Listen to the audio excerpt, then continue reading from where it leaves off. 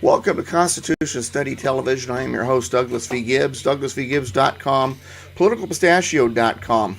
As early as the slaughterhouse cases in 1873, the original intent of the 14th Amendment's triad of clauses intended to protect the newly emancipated slaves from unfair laws or treatment as anything other than that of American citizens was challenged and debated.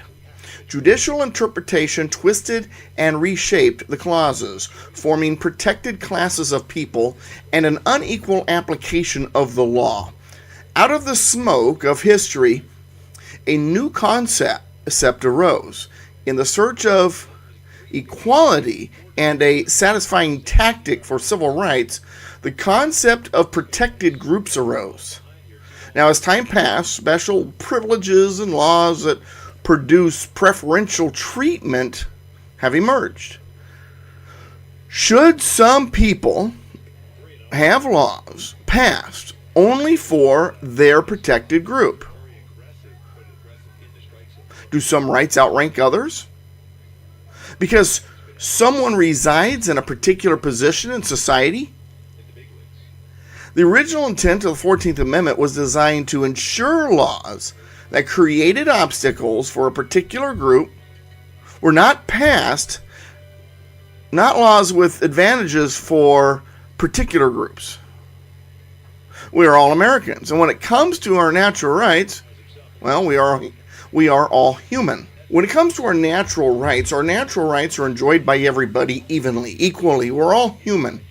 Natural rights are given to us by God, and God, of course, sees us all as His children equally. We all have the same rights. Unfortunately, societies and governments have emerged that interfere with those rights. For example, the right to keep and bear arms, that exists with every human, but there are many governments that don't allow people access to that right. We all have the right to free speech. We all have the right to life and liberty and so on and so forth. Unfortunately, governments by men sometimes create obstacles to those rights. Now, when it comes to our rights here in America, in the Declaration of Independence, the Founding Fathers explained it quite clearly. Number one, we're all created equal. Moments after you're born, all bets are off and the equality ends, and we go wherever we go based on our talents or our skills.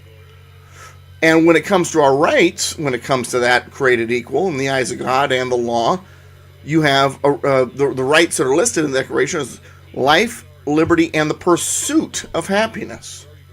We all have those rights. We all have a right to life. We all have a right to liberty. And we have a right to pursue happiness. We don't have a right to be happy. We have a right to pursue it. I don't have a right to health care, but I do have a right to pursue it.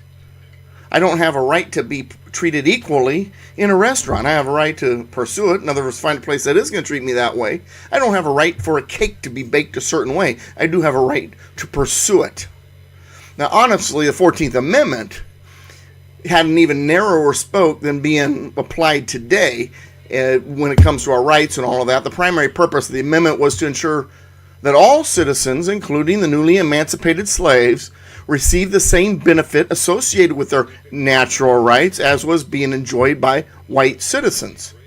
Civil equality was expected to extend beyond simply in the eyes of God and the law, but also politically and socially.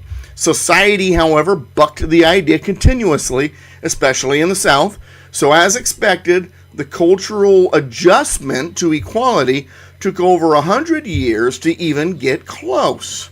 Now, unfortunately, it was then that the progressive left hijacked the accomplishment, claimed it for themselves, and then completed construction of a new plantation system. And this time, however, rather than dependence on a white Democrat plantation owners through slavery, this time it would be dependence on a white Democrat politician through government programs and dependency upon government. Now, the special treatment as a protected class, this idea of protected class is spread to sex and lifestyle and other things. Special treatment through special laws have been extended to women, homosexuals, Muslims, Hispanics, cross-dressers, I mean, being merely American has become a handicap. And it's even gotten to the point where illegal aliens are receiving preferential treatment under the law over their counterparts who in society who are actual citizens. Affirmative action laws and laws that rank protective groups and rights and over fundamental rights, and it runs amok. And somehow forcing one group to comply with the demands of a so-called protected class is somehow not viewed as tyranny.